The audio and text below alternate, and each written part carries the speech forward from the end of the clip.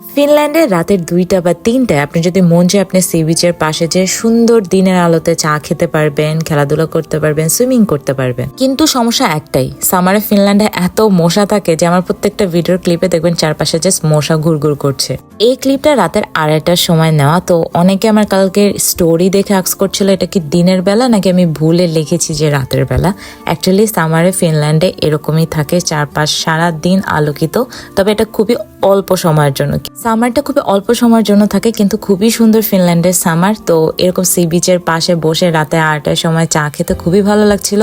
কিছুদিন যাবৎ ফিনল্যান্ডে ভালোই গরম পড়ছে, তো সি বিচের পাশে ভালো বাতাস ছিল, সব মিলিয়ে আমাদের খুব সুন্দর একটা সময় কেটেছে।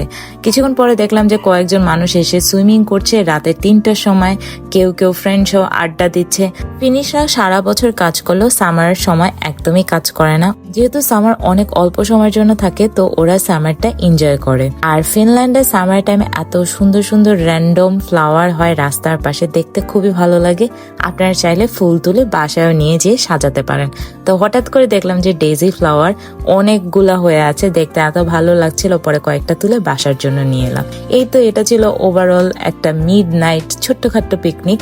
আশা করি আপনাদের কাছে ভিডিওটি ভালো লেগেছে, আর যদি ভালো লাগে অবশ্যই লাইক কমেন্ট শেয়ার করতে ভুলবেন না। সবাই ভালো থাকবেন, সুস্থ থাকবেন, খোদা হাফেজ।